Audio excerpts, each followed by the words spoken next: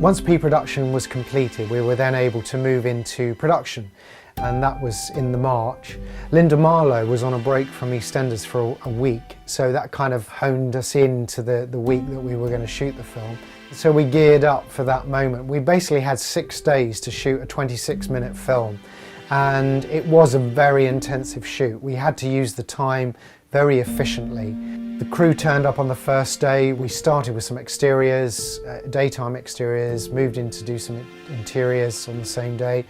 The second day we went to London. The penultimate scene in the film is in a white room, and we needed an infinity cove, so we went into this wonderful space in Battersea at SLV Studios and shot the scene. Of course, this was the first day for filming for our 3 lead actors, and of course they went straight into really almost the final scene in the film, which is quite an emotional moment.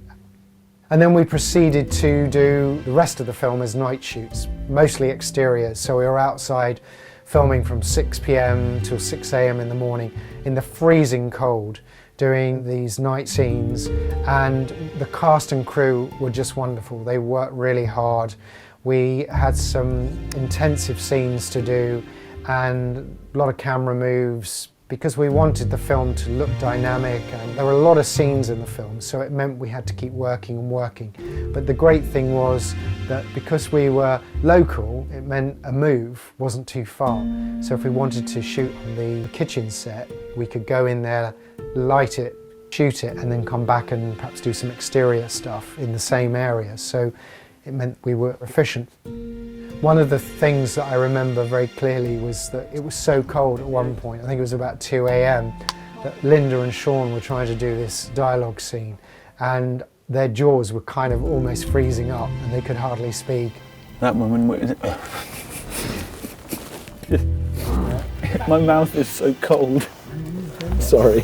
They were really tough to keep going, especially Linda in these silk pyjamas, and we had to make sure she was always wrapped up. One of the key things that Sean and I always said from the beginning of the preparing for the film is that you've got to make sure that you feed the crew and the cast well, because if people are well fed with good food, they're happier. And we didn't have a great budget for catering, so we asked people locally if they would volunteer to cook a meal one night for the crew, and we had several wonderful volunteers who came along and cooked the most amazing meals. And we'd go down to the village hall and everybody just felt good, and it did keep people's spirits up because it was home cooked food. The great thing with the village and support from the village is we didn't have much of a budget for accommodation. So we asked people again if they wouldn't mind putting up a crew member in their house, and people said, yeah, we'll do that, and they were wonderful. We gave people a credit on the film for supporting us, and they were very much part of the project. And we're certainly very grateful. I think it gave people a bit of a fun experience over that week. We did one scene which was a party scene where we had 25 wonderful extras who came in and supported us, and we had an extra makeup artist come in and work with them. So that was a great piece of work to get that pulled off in a short period of time. Somebody came up with a great idea of having snow in the film, and of course I realised it was me.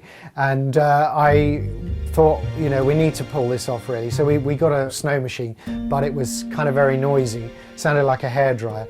And it also meant that we had to be sure about the direction of the snow, and you would fire it up and then it would start to fall, but then the wind would change direction. So snow wouldn't go where you wanted it to. So we were constantly being challenged by having to move this snow machine. But on screen it looks wonderful. So I spent 2 weeks, the week before and the week of the shoot, with a knot in my stomach, thinking all people care about in the audience is this story on the screen. It doesn't matter what happened behind the scenes. People don't care how hard it was. They want to know that that's the story, and that was always the key thing for me. I've got to make sure that I'm telling the story.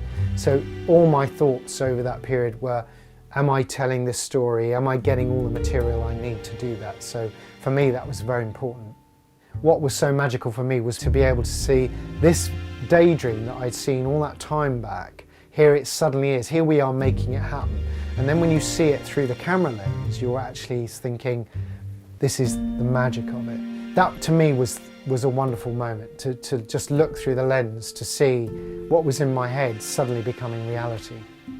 For me, working on the Lossen was a wonderful experience to have had that daydream and to then bring it into reality, because often you can have an idea and it doesn't always go somewhere. But there was something different about this. It was a strong draw to make this film, and to be able to work with such wonderful cast and crew, to all the people who volunteered, the people who've supported. They've all had faith in the project and faith in me, and I'm very grateful for that.